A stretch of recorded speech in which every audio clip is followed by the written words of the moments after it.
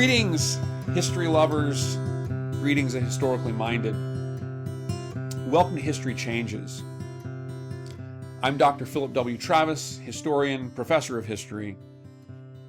If you like this content or anything else on my channel, please subscribe.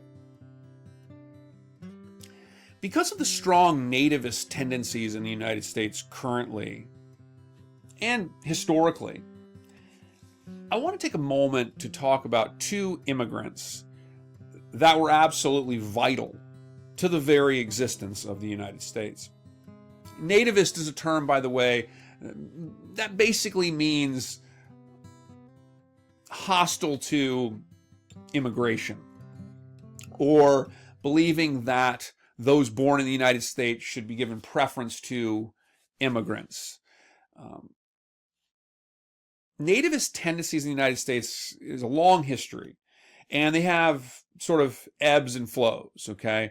There are times in American history, like the 1920s, where there are really strong nativist drives, and there's anti-immigration policies, and people are pushing back against immigration.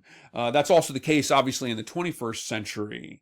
There's other cases where that's not as much, where the country's more embracing of the arrival of immigrants. Of course, in the 21st century, we are witnessing very strong nativist tendencies. And so I thought it might be pertinent to think about some of the vital contributions of immigrants to the United States. And in this case, particularly two immigrants who really fall outside the bounds of what most people would stereotype an American to be like in the late 18th century, and two immigrants that were really integral to the very formation of the United States. Pictured here, of course, is Baron von Steuben. Baron von Steuben was a Prussian, German.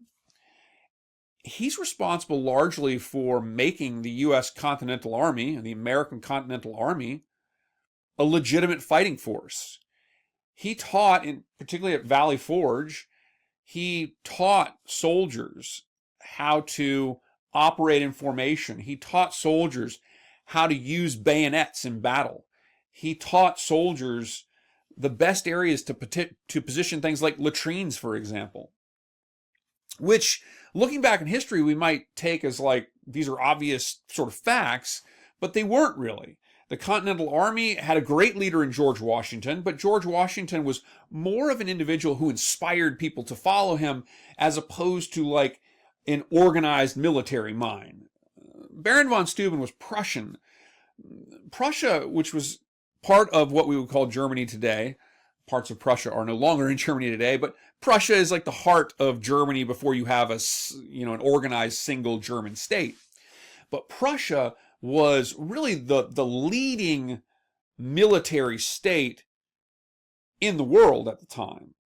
They were on the cutting edge of how to organize a military to be effective and functional in the noisy and chaotic and smoky battlefields of the late 18th century.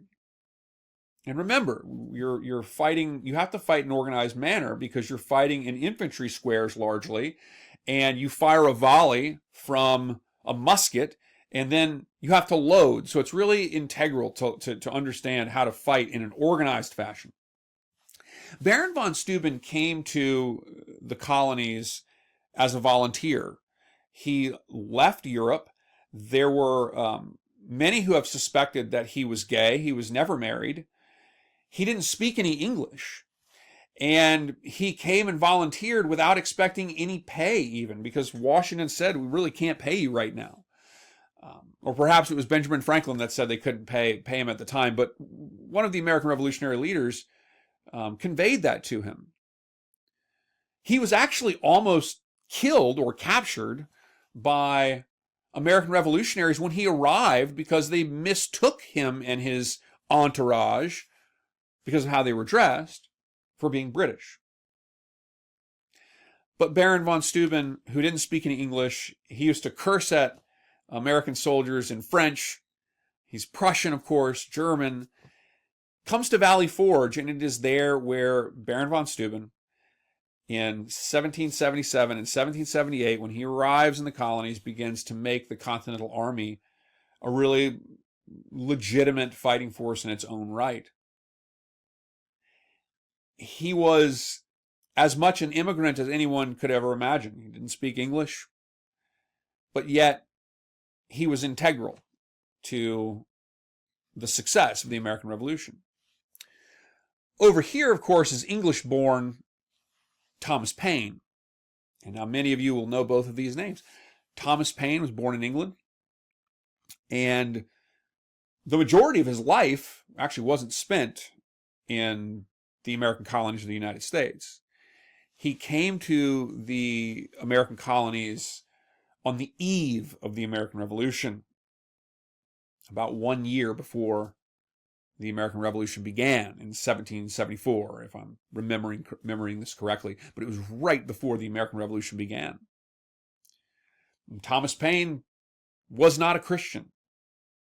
Many times individuals stereotype the Americans of the Revolutionary Age as all being sort of aspiring to certain well-understood Christian traditions.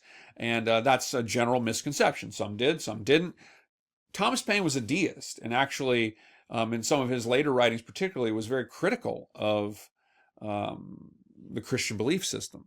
So again, it falls outside the norms of what many might think to be what an American might be like in the late 18th century. But Thomas Paine immigrated to the United States, or the American colonies, soon to be the United States. He was allowed to take the oath, so he became a citizen. But he was an immigrant, and he wrote arguably the most important revolutionary document that was ever written. I would say probably certainly in the American revolutionary sense, and this, of course, was Common Sense.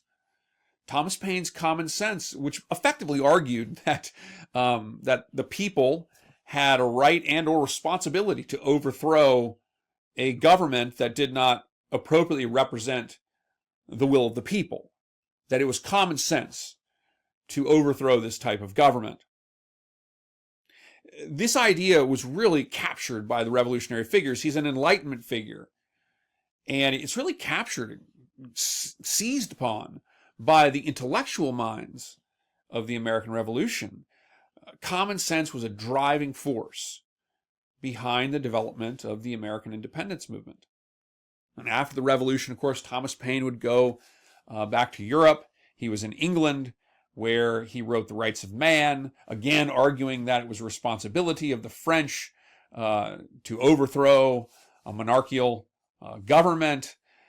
He was actually charged with seditious libel in England for advocating support for the French Revolution. He was kind of a counterweight to the thinker Edmund Burke, who has oftentimes been associated with the development of conservatism at that time, and he was a strong opponent of the French Revolution. But Thomas Paine, and he would come back to the United States. He would die in the United States, as did Baron von Steuben. Von Steuben in 1794, if I'm not mistaken on my dates here, and Thomas Paine in 1809. But these two individuals were about as immigrant as you could imagine. And in some respects, they fell outside of the bounds of maybe what Americans think an American should be like in the 18th century. And of course, when we think we know what someone should be like in the United States or in the American colonies, you know you're probably on to something that's probably not accurate, because usually we make some mistakes when we overgeneralize, of course. But Baron von Steuben and Thomas Paine, these figures, they're immigrants. They're about as much of an immigrants as you could ever imagine, meaning that they're outside sort of the bounds of the American polity at the time when they come, or in the case of Baron von Steuben, the American military at the time when they come, but nonetheless are embraced by it, join it, and were integral to making it a success. So in this time period where we really are experiencing real nativist tendencies, hostility towards immigration, hostility towards immigrants, which is something that has There's a long history in the United States, as I mentioned, with these types of things. It ebbs and flows. But I think it's really important to understand that immigrants have played a really vital role in the United States. And it goes right on back to the very founding of the country. And in many respects, as this video emphasizes, the United States today really owes its existence to immigrants. And in this case, these two in particular played a vital role in the success of the American Revolution. I hope you enjoyed this video. I went a little longer than I thought. If you like this content, if you like other things on the channel, please like and subscribe. I'm Dr. Philip W. Travis, historian, professor. This is my channel, History Changes. I'll see you in the next video.